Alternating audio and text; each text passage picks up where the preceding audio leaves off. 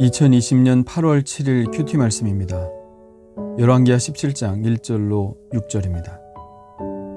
유다의 왕 아하스 제12년에 엘라의 아들 호세아가 사마리아에서 이스라엘 왕이 되어 9년간 다스리며 여호와께서 보시기에 악을 행하였으나 다만 그전 이스라엘 여러 왕들과 같이 하지는 아니하였더라.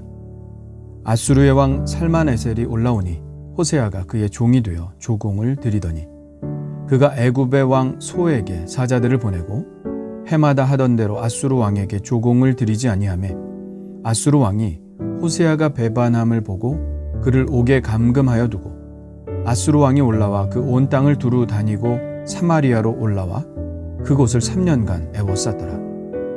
호세아 제9년에 아수르 왕이 사마리아를 점령하고 이스라엘 사람을 사로잡아 아수르로 끌어다가 고산 강가에 있는 할라와 하볼과 메뎃 사람의 여러 고을에 두었더라. 아멘.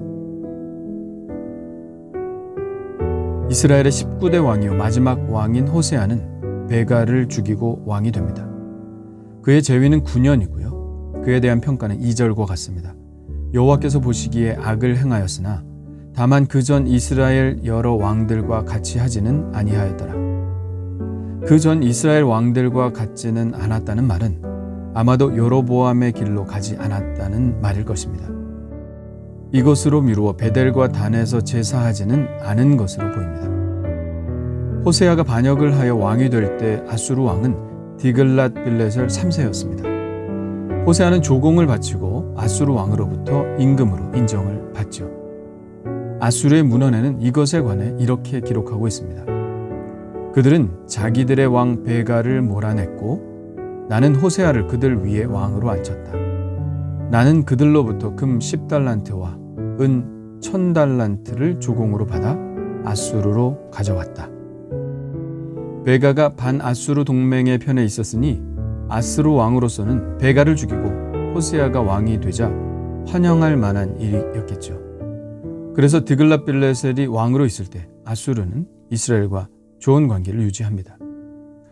그러나 디글랏 빌레셀이 죽고 살만에셀 5세가 그 뒤를 잇자 호세아는 이 기회를 틈타 아수르에게 반기를 들었습니다. 더 이상 조공을 바치지 않았겠죠.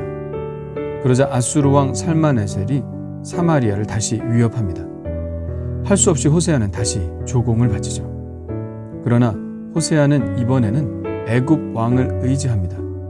애굽 왕 소에게 도움을 요청하고 아수르에게 보내던 조공을 다시 끊어버립니다. 그러자 살만에셀은 호세아를 잡아서 감옥에 감금하고 온 이스라엘을 초토화시키죠. 그리고 수도인 사마리아 성을 애워쌉니다. 사마리아 사람들은 왕이 없는 상태에서도 3년간을 버팁니다. 그러다가 결국 3년 만에 아수르 사람들이 사마리아를 점령하고 이스라엘 사람들을 사로잡아 아수르로 끌고 갑니다. 그리고 메소포타미아 북동부에 있는 고산 강가와 티그리스강 동쪽 산지인 할라와 하볼과 메뎃 사람의 여러 고을에 강제 이주를 시킵니다. 아수르의 한 비문에는 포로들의 숫자로 여겨지는 숫자가 기록되어 있는데요. 27,290이라고 적혀 있습니다. 이 숫자로 보아 상류층만 사로잡혀 간 것으로 생각이 됩니다. 이렇게 북이스라엘 왕국은 여로보암이 나라를 세운 이후로 257년 만에 역사 속에서 사라집니다. 그렇습니다. 완전히 사라집니다. 남유다 왕국은 그래도 포로로 잡혀갔다가 다시 돌아와 나라를 세우는데 북이스라엘은 아수르의 혼합 정책으로 인해 이방인들과 혈통적으로도 섞이고 종교적으로도 순수성을 지키지 못한 채 사라지고 맙니다. 단지 사마리아 사람이라는 이름으로 명맥은 보존되지만 유대인들에게 그들은 차별과 모욕의 대상일 뿐이었죠.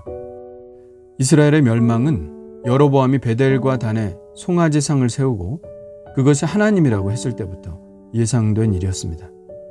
하나님의 거룩함을 금수의 형상으로 바꾸었으니 하나님이 이스라엘에게 진노하실 수밖에 없지요. 그러나 그럼에도 불구하고 하나님께서는 능력 있는 선지자들을 보내주셔서 그들이 다시 하나님께로 돌아오기를 손짓하셨지만 하나님께 전적으로 의지하지 않고 힘센 나라들에 의지하여 살아보려고 했던 그들은 결국 그 힘센 나라들에 의해 짓밟히고 말았습니다. 급변하는 세계의 정세 속에서 나라야 망할 수도 있습니다. 한 나라의 흥망성쇠는 있게 마련이니까요. 그러나 망했다가도 유다는 다시 일어났지만 이스라엘은 다시 일어나지 못했습니다. 무슨 차이일까요? 바로 신앙의 차이죠. 유다는 하나님을 그래도 끝까지 놓지 않았지만 이스라엘은 완전히 놓아버렸습니다. 우리 인생도 마찬가지 아닐까요? 실패할 수 있습니다.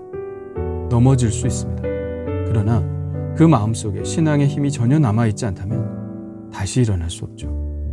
그러나 신앙의 힘이 남아있다면 다시 시작할 수 있습니다. 이 신앙의 힘이 지금 여러분 안에 남아있나요? 주님, 오늘도 말씀을 주셔서 감사합니다. 다른 것은 잃어버릴 수 있어도 신앙은 잃어버리지 않게 하옵소서. 넘어지는 수는 있어도 아주 엎드러지지는 않게 하옵소서. 하나님이 지키시는 자는 7번 넘어져도 8번 일어난다고 하신 말씀처럼 신앙의 힘으로 하나님의 손을 붙잡고 일어날 수 있도록 우리의 믿음을 지켜주옵소서. 예수님의 이름으로 기도합니다. 아멘.